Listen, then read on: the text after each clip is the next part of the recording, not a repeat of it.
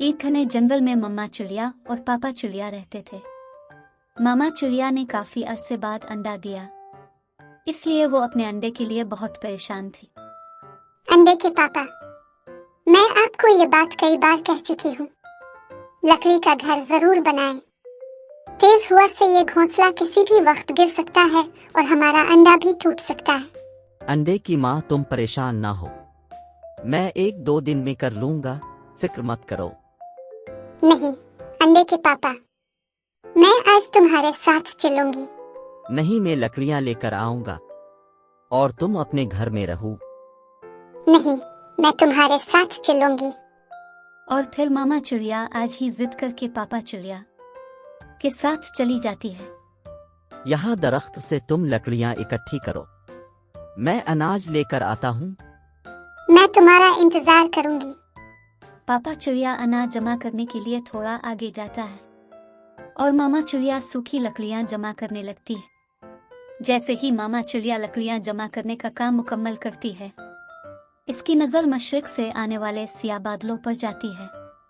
मैंने अंडे के पापा से कहा भी था कि अब बारिशें होने वाली हैं, आप मजबूत मकान बना लें, लेकिन वो मेरी सुनती कब है? अब भी पता नहीं कहाँ रह गए हैं। देख नहीं रहे कि बारिश आने वाली है और अंडा घर में अकेला है। मामा चिड़िया जल्दी से पापा चिड़िया के पीछे जाती है। रास्ते में वो मीठो तोते से मिलती है। तोते भैया, क्या आपने मेरे शौहर को देखा है? हाँ चिड़िया बहन, वो नदी के पास बैठे थे। मामा चिड़िया वक्त जाय किए बगैर नदी की तरफ बढ़ जाती है। आप यहाँ हैं और वो देखिए, आसमान पर गहरे बादल आ गए हैं। किसी भी वक्त बारिश हो सकती है और हमारा अंडा घर में अकेला है। आप जानते भी हैं कि गोरी कवि ने अंडे अकेला देख लिया तो उसे नुकसान पहुंचाएगी। इस दूसरों के अंडे उठाकर खाने की आदत है। अंडे की मामा, ये तो मैं भूल ही गया। चलो जल्दी घर चलो। फिर मामा चिड़िया और पापा चिड़िया घर की तरफ उड़ते हैं। मामा चिड़िया और पापा चिड़िया तेजी से अपने घोंसले की तरफ उड़ रहे थे।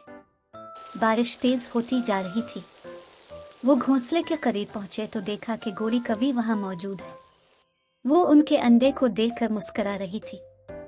ये अंडा तो बहुत मजेदार लग रहा है। इस अंडे के मामा पापा के आने से पहले मैं इसे खा लूंगी। ये देखकर मामा चिड़िया गुस्से से चीख पड़ी।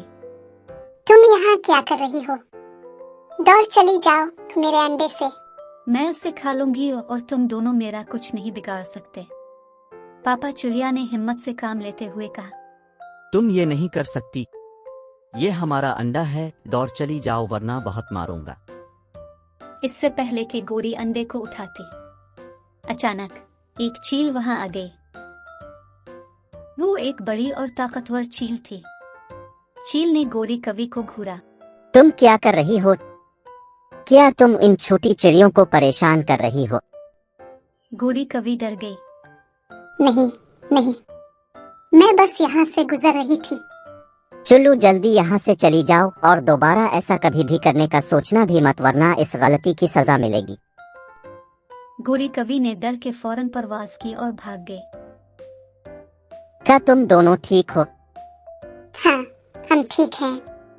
आपका बहुत बहुत शुक्रिया कि आपने हमें बचाया। हम आपकी मदद कभी नहीं भूलेंगे। कोई बात नहीं, ये मेरा फर्ज था। इसके बाद चील ने मामा चिड़िया और पापा चिड़िया को उनके घोंसले की मुरम्मत करने में मदद की। जब घोंसला मजबूत हो गया तो चील ने अलविदा कहा और चली गई। मामा चिड़िया और पापा चिड़िया बहुत खुश थे। उन्होंने एक दूसरे को गिले लगाया और अपने अल्लाह का शुक्रिया अदा किया। वो जानते थे कि वो अब महफूज हैं।